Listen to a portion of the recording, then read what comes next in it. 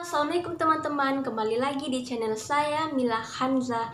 Nah, sekian lama ya saya tidak menceritakan tentang kisah inspirasi.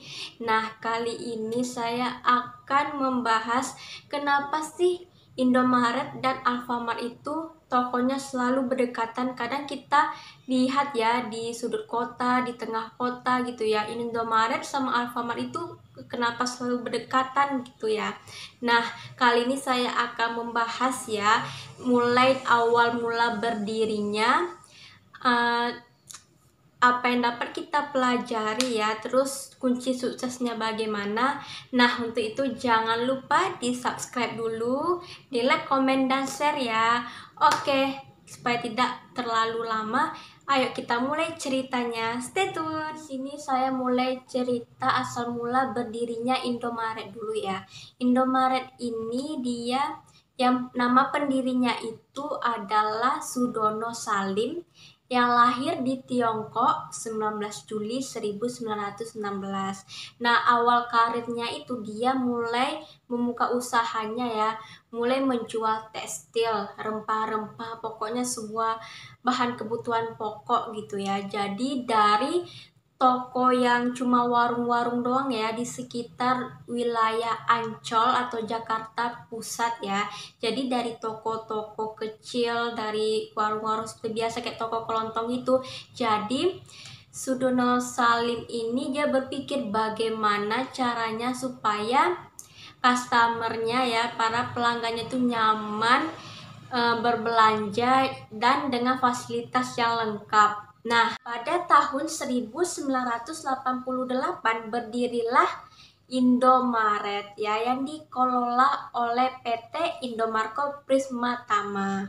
Nah, pada tahun 2012 ya, karena Sudono Salim itu sudah beranjak usia senja, beliau meninggal dunia dan digantikan oleh anaknya yang bernama Antoni Salim yang merupakan CEO dari Indofood.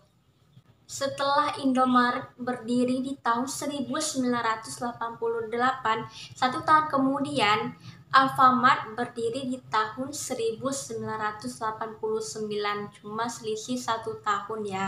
Nah, pendiri Alfamart itu ialah bernama Joko Susanto yang berasal dari keturunan Tionghoa. Nah, dulunya awalnya itu kedua orang tuanya itu seorang pedagang dan pemilik kios yang diberi nama Toko Sumber Bahagia di daerah Pasar Arjuna di Jakarta juga. Nah, karena Joko Susanto ini dia gigih banget ya, jadi di usia 17 tahun dia tidak sekolah dan tidak tamat SD, dia fokus ingin berdagang, ingin melanjutkan bisnis kedua orang tuanya. Nah, karena kegigihan dia, karena kegiatan dia, dialah salah satu list orang yang terkaya di Indonesia ya. Jadi cuma dia tidak tamat SD ya, cuma pingin fokus bisnis aja, sampai sekarang dia udah jadi kaya ya. Nah, ini patut juga ya bisa kita beri sedikit pelajaran dan contoh gitu. Memang pendidikan itu memang nomor satu ya, tapi untuk kalian ya yang putus asa, yang misalnya aduh nggak kuliah, aduh kok kayak gini aja hidup-hidup, jadi pasti ada solusinya, pasti ada jalannya gitu ya. Jadi yang penting kuncinya itu kita konsisten, giat, pasti kita kedepannya bisa berhasil ya. Intinya itu kerja keras, konsisten. Konsep Alfamart ini ya nyaris sama dengan Indomaret ya, yang sudah berdiri awalnya tahun 1988 dibanding Alfamart ya. Nah, jadi di Indomaret sama Alfamart ini sama-sama mempunyai produk yang lengkap ya. Terus ruangannya ber-AC pastinya ya. Terus tatakan produknya itu rapi sesuai kategori. Jadi customernya itu tidak bingung pingin pilih yang mana. Dan luas parkirnya yang memadai. Pokoknya hampir sama dengan konsep Indomaret. Apa kenapa ya Indomaret sama Alfamart itu kok selalu berdekatan gitu ya, berdampingan sebelahan atau di seberangnya gitu ya, pokoknya selalu berdekatan, kenapa begitu gitu ya. Jadi alasan pertamanya itu yang pertama pasti strategi marketing ya, untuk bisa mendapatkan customer sebanyak-banyaknya untuk tujuan target pasar yang luas ya. Di tempat lokasi usaha ini ada yang disebut dengan hoteling teori. Apa itu hoteling teori? Hoteling teori itu ialah merupakan teori yang mendeskripsikan dua persamaan jenis kegiatan ekonomi yang saling berdekatan. Tujuannya untuk menguasai pasar seluas-luasnya. Nah, misalnya contoh ya, kalian pingin nih beli barang kebutuhan pokok ya di Alfamart. Nah, ternyata di Alfamart ini parkirnya susah atau parkirnya itu sudah penuh. Otomatis kalian beralih dong ke Indomaret gitu, yang luas, yang parkirnya yang luas, yang bisa parkir di sana. Pokoknya itulah salah satu strateginya. Kedua itu ya, Alfamart dan Indomaret itu mereka memberikan penawaran yang berbeda-beda. Nah, walaupun ya Indomaret sama Alfamart itu mereka jual barangnya itu sama, nggak ada bedanya, sama gitu ya, mulai dari bahan pokok, dari susu, minuman, dari buah-buahan, terus apa lagi, kayak coklat, kayak tisu, kayak kosmetik, itu kan banyak, pokoknya semua dijual oleh kedua supermarket ini. Nah, kenapa mereka selalu berdekatan? Karena mereka tidak ada persaingan. Karena penawaran yang dikasih itu berbeda-beda. Jadi konsumen itu tidak memikir panjang lagi. Konsumen itu pasti bisa memilih yang mana yang lebih baik, mana yang lebih beruntung bagi mereka gitu ya. Jadi misalnya Alfamart kasih penawaran diskon kayak beli satu gratis satu gitu, buy one get one. Atau di Indomaret diskon 50% atau diskon 25% khusus hari ini atau sampai periode tertentu. Jadi mereka memiliki penawaran yang berbeda-beda, jadi mereka tidak ada persaingan, yang nggak ada persaingan di antara kedua belah pihak kios supermarket itu, tidak ada persaingan karena mereka memberikan penawaran yang berbeda-beda, yang konsumen itu pasti tahu mana yang menguntungkan bagi mereka. Nah, yang ketiga itu ialah hemat budget riset. Nah, kenapa Alfamart dan Indomaret itu selalu berdekatan? Karena menghemat budget riset, misalnya di daerah A sudah dibangun kios Alfamart. Nah, maka dari itu bisa dikatakan potensi pasarnya itu sudah bagus dan lolos uji kelayakan bisnis. Nah, maka dari itu itulah salah satu rumus membangun gerai baru di kalangan usaha retail minimarket. Saya akan membahas ya kunci sukses Indomaret dan Alfamart. Nah, sebelumnya saya akan bercerita ya, kalian pernah nggak sih beli kayak bahan pokok lah misalnya ya di pasar atau di toko-toko kayak toko kelontong atau kayak biasa itu kan, kalau kita lihat kan ada beberapa toko yang misalnya tatakan tempatnya itu nggak rapi lah, terus acak-acakan lah, susunannya itu kurang rapi, nggak bagus dan tidak berkategori gitu. Misalnya letak sabun, di sini letak apa ya, kayak mentega, di sana pokoknya nggak beraturan, terus tidak berkonsep gitu. Apalagi harganya itu tidak konsisten, harganya itu sering berubah-ubah, pokoknya tidak termanage gitu. Nah, kalau kayak gitu kan pasti kita risih ya, apalagi tempatnya juga panas gitu ya.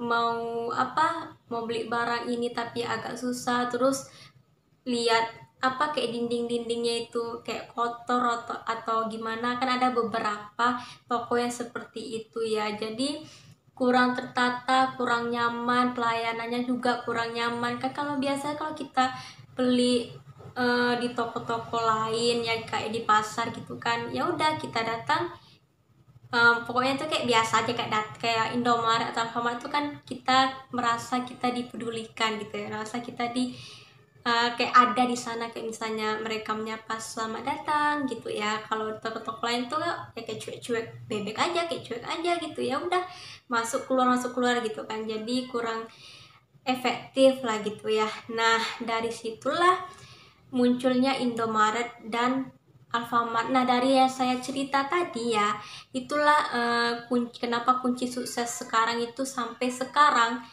tetap berdiri Indomaret dan Alfamart, dan banyak banget yang beli kebutuhan apapun, kebutuhan sehari-hari di Indomaret atau Alfamart. Yaitu yang pertama, mereka menggunakan konsep yang gimana customer itu kalau belanja itu nyaman.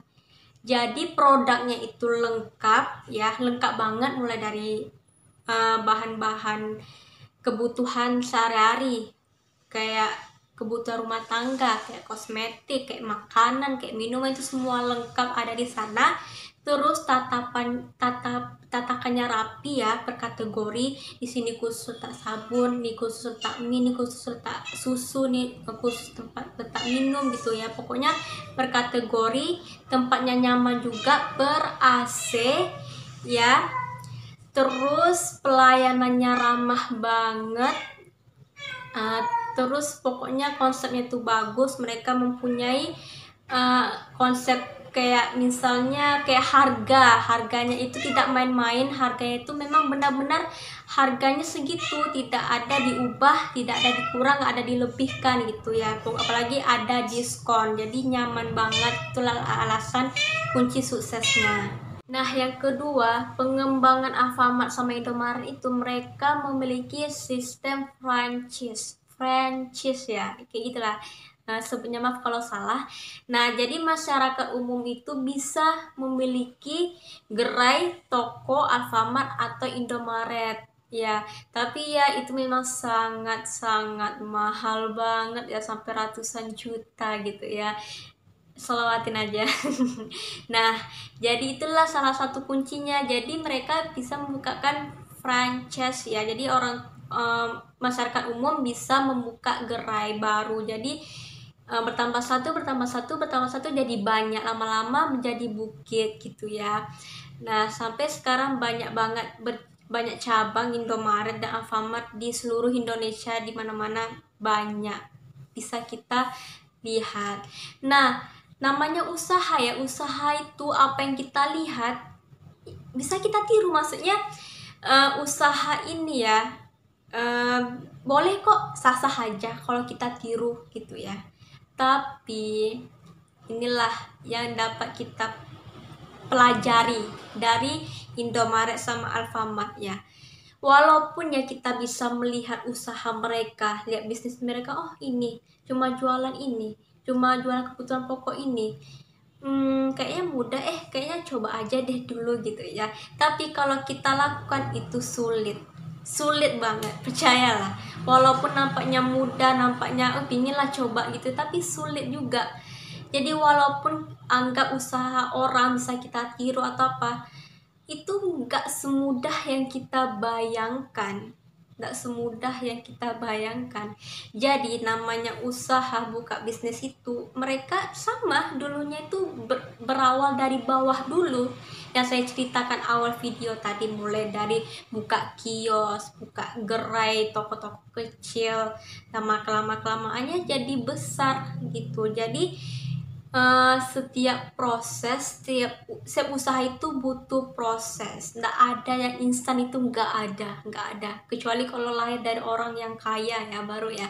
Nah, jadi namanya bisnis, namanya usaha itu, yang nama instan itu nggak ada, pasti setiap orang itu berproses.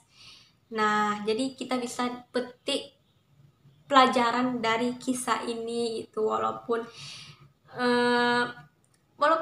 mudah gitu ya, bisa ditiru atau apa, nggak semudah itu. Jadi itulah, kalau kita pingin usaha ya udah pelan-pelan dulu, mulai dari bawah dulu gitu kan. Setiap usaha pasti ada prosesnya dari awal, dari bawah nanti meningkat gitu. Jadi harus semangat. Nah, itu dulu, sekian dulu tentang kisah inspirasi Indomaret dan Alfamart. Kenapa sih selalu berdekatan? Karena itu ada strategi marketingnya yang kita tidak ketahui, dan sekarang udah kalian ketahui dari video channel ini. Nah, untuk itu jangan lupa di subscribe biar dapat notifikasi setiap minggunya saya upload apa yang tentang small business dan inspirasi yang bisa membuat kalian nambah semangat dan tidak rebahan. Oke, sampai di sini dulu. Assalamualaikum, bye bye.